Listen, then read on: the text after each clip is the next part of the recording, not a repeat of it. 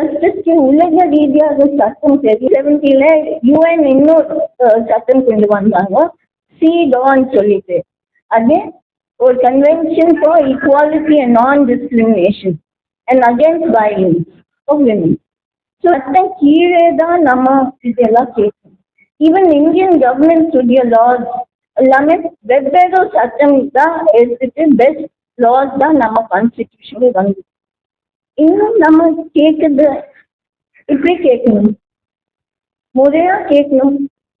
வீட்டில் எம்ப்ளாயர் ஒரு ஒர்க்கர் இந்த முடிவு செய்ய முடியாது. இதே ஒட்டுமொத்தமா ஒரு சமூகத்துல ஆனால் இன்னும் ஆயிடுச்சுங்க கடைசியில சட்டமே இல்லை. கோட் ஆஃப் வேஜஸ் அந்த நாள் கோட்ல அவங்க ப்ராமிஸ் பண்றாங்க கிராச்சுட்டி வரும் உங்களுக்கு ஒரு வருஷத்துக்கு முன்னாடி இப்படி அது பே கமிஷன் வந்திருந்தாங்க. அது 50% கண்டிப்பாக அவங்க பென்ஷன் வாங்குறாங்க. ஆனால் அன்றாடத்தில் கேட்டு அவங்க தீர்ப்பு போடணும். இதை நீங்களும் நானும் பேசக்கூடாது. அவங்களுடைய குரல் கண்டிப்பாக இருக்கணும். அந்த நீதி பற்றி அவங்களுக்கு ஒரு வாய்ப்பு கொடுக்கணும். 2018 வீட்டு வேலை தொழிலாளர்களை குறைந்தபட்ச ஊதிய சட்டத்தின் கீழே சேர்த்தாங்க. சேர்த்துட்டு அவங்களுக்கு இப்போ 1 மணி நேரத்துக்கு சம்பளம் பார்த்தீங்கன்னு சொன்னால் டிஏ வந்து இது பண்ணலை, ரிலீஸ் பண்ணலை, 43 ரூபாய் அப்படின்னு சொல்கிறாங்க. ஒரு தொழிலாளி அவங்களுடைய அடிப்படை தேவைகளை பூர்த்தி செய்ய முடியாத சம்பளம்னா அதுக்கு பேர் என்ன? தமிழகத்தில் கொத்தடிமை தொழிலாளர்கள் இல்லை அப்படின்னு சொல்கிறாங்க. ஒரு தொழிலாளி அவங்களுடைய தேவைகளை பூர்த்தி செய்ய முடியலைன்னு சொன்னால் அந்த தொழிலாளர்களை நம்ம என்ன சொல்லலாம்? நம்மளுடைய வழக்கு போன வருஷம் ஃபுல்லாக வீட்டு வேலை தொழிலாளர்களை திரும்ப ஆய்வு செஞ்சு தான் உச்சநீதிமன்றத்தில் நம்ம வழக்கு தொடுத்தோம். குறைந்தபட்ச ஊதியத்தின் கீழே சட்டத்தின் கீழே நியாயமான சம்பளத்தை தொழிலாளர்களுக்கு கொடுங்க அப்படின்னு சொல்லி தான் நம்ம வழக்கு தொடுத்தோம். இந்த வழக்கை பரிசீலனை பண்ணுற அன்னைக்கு கடந்த 29 ஜனவரி 29ஆம் தேதி தான் வழக்கு விசாரணைக்கு வந்திருக்கு உச்சநீதிமன்றத்தில். அந்த வழக்கை எடுக்கிறதுக்கே நீதிபதி தயங்கினார் அப்படின்ற ஒரு ஸ்டேட்மெண்ட் இருக்கு.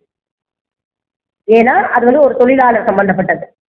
இன்னொன்று பார்த்தீங்கன்னு சொன்னால் வீட்டு வேலை தொழிலாளர்கள் சொன்னாலே அவங்க வந்து பெண்கள் தானே அப்படின்ற ஒரு எண்ணத்தில் அந்த வழக்கை எடுக்கிறதுக்கே அவர் தயங்கினார் அப்படின்னு சொல்லி நம்மளுடைய இந்து பத்திரிகையெல்லாம் சொல்கிறாங்க. அவர் கொடுத்திருக்க கருத்து நம்ம வந்து நீதிபதியை விமர்சிக்க இல்லை, அவர் சொன்ன கருத்தை மட்டும்தான் நம்ம பேசுகிறோம். அந்தந்த மாநில அரசு குறைந்தபட்ச ஊதியத்தின் கீழே வீட்டு வேலை தொழிலாளர்கள் சம்பளத்தை நிர்ணயம் பண்ணுங்க, இதை வந்து யாருனாலும் சொல்லலாம். ஒரு தொழிலாளருடைய வாழ்வாதாரத்தை மாற்றக்கூடிய அதிகாரத்தில் உள்ள உச்சநீதிமன்ற நீதிபதி இந்த மாதிரியான ஒரு வார்த்தையை சொல்லி அந்த வழக்கை முடிக்கிறது வந்து சரியானது அல்ல, இல்லையா? மற்ற மாநில அரசுகள் வந்து ஒரு 2 மாசத்துக்குள்ள அந்தந்த மாநிலத்துக்கு எவ்வளவு சம்பளத்தை ஃபிக்ஸ் பண்றீங்க, அதுக்கான அடிப்படை காரணங்கள் என்ன அப்படின்றத உச்சநீதிமன்றத்தில் உடனே தாக்கல் பண்ணுங்க அப்படின்னு சொல்லி அவருடைய ஜட்மெண்ட்டை கொடுத்துருந்தா கூட நல்லதா இருக்கும். ஆனால் அந்தந்த மாநில அரசு பண்ணட்டும். அது மட்டும் இல்லாமல் தொழிற்சங்கங்கள் எல்லாமே கொடி பிடிக்கிறவங்க தான், போராட்டம் பண்றவங்க தான். அவர் வந்து வரலாறை வந்து எல்லாரும் திரும்பி பார்க்கணும். எல்லாமே போராட்டங்கள் மூலமாக தான் வந்திருக்கு. சுதந்திரமே போராட்டங்கள் மூலமாக தான் வந்திருக்கு. அதனால எங்களுடைய கோரிக்கை என்னன்னு சொன்னா, அவர் வந்து பார்க்கறது வீட்டு வேலை தொழிலாளர்னு சொன்னா அவர் ஒரு முதலாளி மாதிரி தான் பார்த்துருக்காரு. ஜட்மெண்ட் கொடுக்கும்போது வீட்டு வேலை தொழிலாளர்லாம் பெண்கள், நம்ம என்ன பண்ண முடியும் அப்படின்ற மாதிரி தான் பார்த்துருக்காரு. அப்படிதான் நாங்கள் வந்து பார்க்குறோம். அதனால எங்களுடைய பெண் தொழிலாளர் சங்கத்தின் கோரிக்கை என்னன்னு சொன்னா, நம்மளுடைய சங்கம் மட்டும் இல்லை, நம்மளுடைய சங்கம் தான் அந்த வழக்கில் பிரதானமாக இருந்திருக்காங்க. நம்மளோட சேர்ந்து 10 தொழிற்சங்கங்கள் வந்து கேஸ் போட்டிருக்காங்க, சேர்ந்து தான் போட்டது. அதனால எங்களுடைய கோரிக்கைகள் என்னன்னு சொன்னா, இந்த வழக்கை மறுபரிசீலனை பண்ணணும். ஒரு தேவையில்லாத வழக்கெல்லாம் பார்த்தீங்கன்னு சொன்னால் திரும்ப திரும்ப வழக்கு விசாரணை செய்து கொடுக்குறாங்க. ஆனால் இன்னும் நம்மளுடைய வீட்டு வேலை தொழிலாளர்களை பார்த்தீங்கன்னு சொன்னால் ஒரே நாளில் கேஸை முடிச்சிட்டாரு. அதனால் வழக்கை திரும்ப மறுசீலனை பண்ணணும். அந்த வரக்கூடிய விசாரணையில் வீட்டு வேலை தொழிலாளர்களுடைய வாழ்க்கை நிலையை வந்து கண்டிப்பாக கருத்தில் கொள்ளணும். தொழிலாளர் வளர்ச்சி தான் நாட்டின் வளர்ச்சின்னு சொல்லி பேசுறதுல வந்து எந்த பிரயோஜனமும் கிடையாது. அதை மாற்றி காட்டணும். தொழிலாளர்கள் இன்னமும் அடிமைத்தனத்துல தான் இருக்காங்க, வீட்டு வேலை தொழிலாளர்கள் இருக்காங்கன்றது ஒரு நம்ம வந்து வெட்கப்படக்கூடிய ஒரு விஷயம். அதனால நம்மளுடைய தமிழக அரசு நாங்கள் கேட்டுக்கிறோம், குறைந்தபட்ச ஊதிய சட்டத்தின் கீழே வீட்டு வேலை தொழிலாளர்களுக்கு இன்றைய விலைவாசிக்கு ஏற்ற மாதிரி இன்னமும் பார்த்தீங்கன்னு சொன்னால் இன்னமும் 7,000 8,000 1000 2000 கூட வாங்கிட்டு இருக்காங்க. அவங்களுடைய வாழ்வாதாரம் உயரணும் அப்படின்னு சொன்னா கண்டிப்பா அவங்களுக்கு நியாயமான சம்பளத்தை கொடுக்கணும். இந்த இப்போ உள்ள சூழ்நிலையில மாசம் 21,000 22,000 இல்லைன்னா வேலை செய்ய முடியாது. அதுல வீட்டு வேலை தொழிலாளர் பார்த்தீங்கன்னா நிறைய பேர் வந்து தனித்த பெண்கள் உள்ள செக்டர் அது.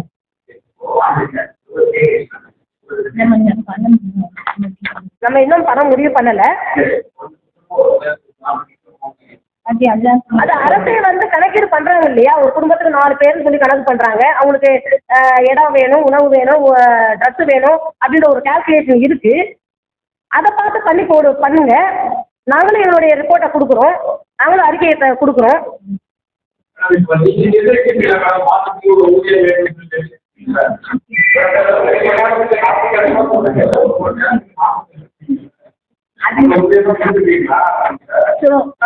இப்போ அனைத்து தொழிலாளர்கள் இப்போ துப்புரவு வேலை பார்க்குறாங்க, இந்த சுகாதாரம் தொழிலாளர்கள், டீச்சர்ஸ், அவங்க இப்போ நர்சஸ் இன்றைக்கே 20,000 கீழே தான் சம்பளம் வாங்கிட்டு இருக்காங்க. இன்னும் பெண்கள் எங்கே இருக்கிறாங்கன்னு சொன்னா அடிமட்டத்துல தான் இருக்கிறாங்க. சமூகத்துல தமிழ்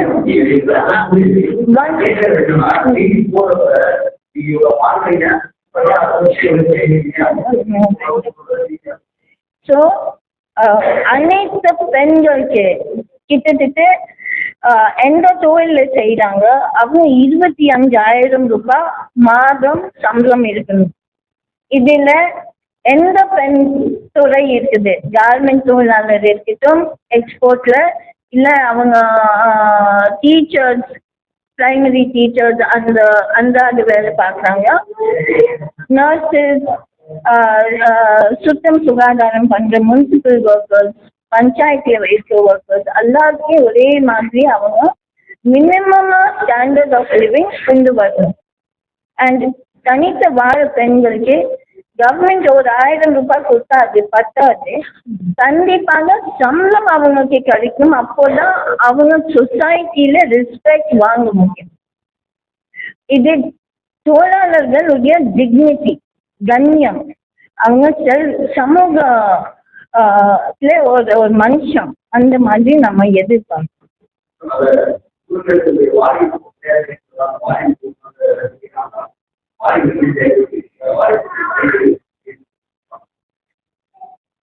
முதல்ல உடலுறுப்பு தொழிலாளர் நல வாரியம் தான் இருந்துச்சு. நம்மளுடைய போராட்டங்களுக்கு அப்புறம் தான் 2006 வீட்டு வேலை தொழிலாளர்கள் சொல்லி தனி வாரியம் கொண்டு வந்தாங்க. அது வாரியம் தனியா கொண்டு வந்தாலும் அதுல எந்த ஒரு மாற்றமும் கிடையாது. அதே கொடுக்குற இன்னும் இப்பவும் கொடுக்குறாங்க, அதே 1200 தான் பென்ஷன். ஆனா இப்ப எம்எல்ஏக்கெல்லாம் பாத்தீங்கன்னு சொன்னா அவங்க ஒரு தடவை இருந்தா கூட போதும், அவங்க வாங்குற சம்பளத்துல பாதியா பென்ஷனா வாங்குறாங்க. ஆனா பெண்களுக்கு வந்து இன்னமும் 1200 அப்படின்னு தான் பென்ஷன் வருது. படிப்புக்கான உதவித்தொகைலாம் பார்த்தீங்கன்னா இன்னும் கம்மி, இன்னும் 1000 அப்படின்னு தான் கொடுத்துட்டு இருக்காங்க. இன்னமும் கேட்டீங்கன்னா வீட்டு வேலை தொழிலாளர்களுக்கு நிதி ஒதுக்கலை. நாங்கள் 1% நிதி ஒதுக்குங்க அப்படின்னு சொல்லி தமிழக அரசு நாங்கள் பலமுறை வலியுறுத்தி இருக்கோம். ஏன்னு பார்த்தீங்கன்னா கட்டுமான தொழிலாளர்களுக்கும் வீட்டு வேலை தொழிலாளர்களுக்கும் அவங்க கொடுக்குற வாரியத்திலிருந்து கொடுக்கப்படுற உதவி தொகைகள் வந்து வேறுபடுது. தொழிலாளர்னாவே எல்லாம் ஒன்று தான். அதனால அவங்களுக்கு எல்லாருக்குமே உதவி தொகைகள் ஒரே மாதிரி கொடுங்கன்னு கேட்டால் வீட்டு வேலை தொழிலாளருக்கான நிதி கிடையாது, நிதி ஒதுக்குங்க.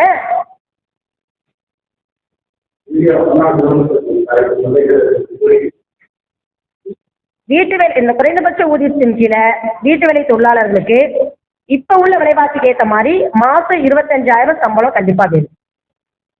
நல வாரியம் வந்து பேரளவில் இருக்க நல வாரியத்தை தொழிலாளர்களுக்கு உண்மையான நல வாரியம் தான். தொழிலாளர்களுக்கு இஎஸ்ஐ மற்றும் அந்த உதவி தொகைகள்லாம் உயர்த்தி வழங்கணும் அப்படின்னு சொல்லி நாங்கள் கேட்குறோம். வீட்டு வேலை தொழிலாளருக்கு லீவே கிடையாதுங்க. ஒரு கூட்டத்துக்கு வர லீவுன்றது தொழிலாளிக்கு எவ்வளோ முக்கியம். வாரத்தில் ஒரு நாள் லீவ் கொடுங்க அப்படின்னு சொல்லி பல வருஷங்களாக நாங்கள் கோரிக்கை கேட்டிருக்கோம். அதனால கண்டிப்பாக வீட்டு வேலை தொழிலாளர்களுக்கு வாரத்தில் ஒரு நாள் விடுமுறை, சம்பளத்துடன் கூடிய விடுமுறை கண்டிப்பாக.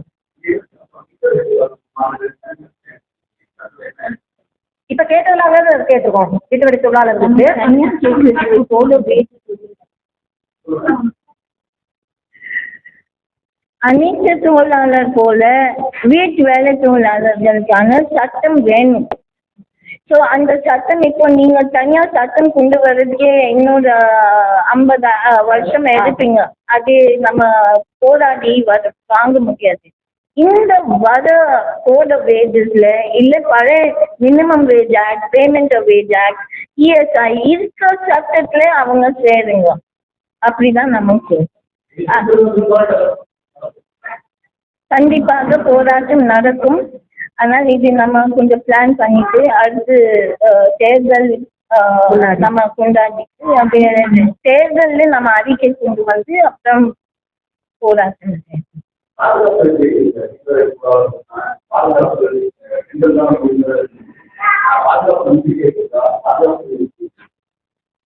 பாதுகாப்பு பணியிடத்துல பணி பாதுகாப்பு இல்லை, பணியிட பாதுகாப்பு கிடையாது. அவங்களுக்கு பணி பாதுகாப்பு கிடையாது.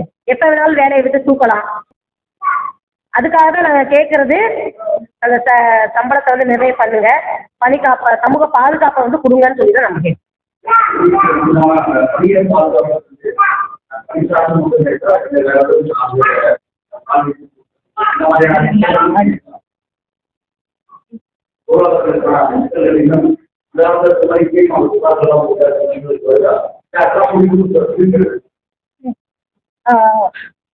தொழிலாளர்களுக்கே பல கிரீவியன்ஸஸ் இருக்குது. ஒன்று சட்டம் இல்லாம அவங்க நிறுத்துது, அவங்களுக்கு எந்த விதமான ஏதோ நோய்கள் வந்தது வேலை எடுக்குங்க, அது பதிவு இல்லை. அவங்க கிட்ட சாரமாற பேசுறது, பழைய சாப்பாடு கொடுக்குறது, இந்த மாதிரி பல்வேறு விதமான அநியாயம் கஷ்டம் அவங்க சந்திச்சு இருக்காங்க. ஸோ இது ஒரு கிரீவியன்ஸ் ரிட்ரெசல் சிஸ்டம் கண்டிப்பாக கொண்டு வரணும். ஃபர்ஸ்ட் மினிமம் வேஜ், அது கூட grievance redressal system, health care. ஏன்னா அவங்க பார்த்தீங்கன்னா அவங்க வேலைக்கு போகிறாங்க, திரும்பி அவங்க வீட்டில் வந்து வேலை பார்க்குறாங்க. மற்ற இந்த சமூகத்தில் யாருமே இந்த அளவுக்கு வேலை பார்க்குறதே கிடையாது. அவங்களுடைய உடல் நிலை ரொம்ப மோசமாயிடுச்சு. நான் இப்படி சொல்றது எனக்கு தெரியல. ஒவ்வொரு தொழிலாளி கஷ்டப்படுறாங்க.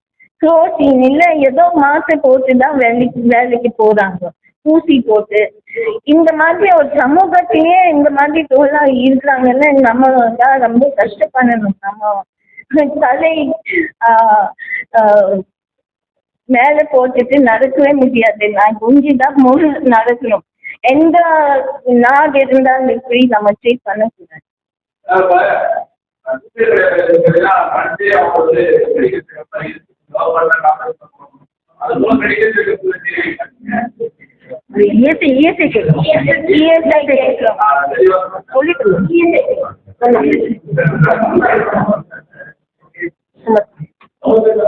சுஜாதா, நான் தலைவர் சென்னை மாவட்டம்.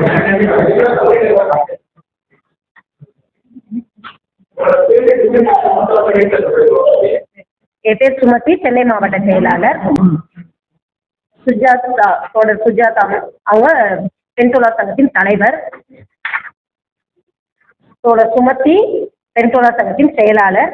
சந்தனமாரி பெண் தொழிலாளர் சங்கத்தின் பொருளாளர்.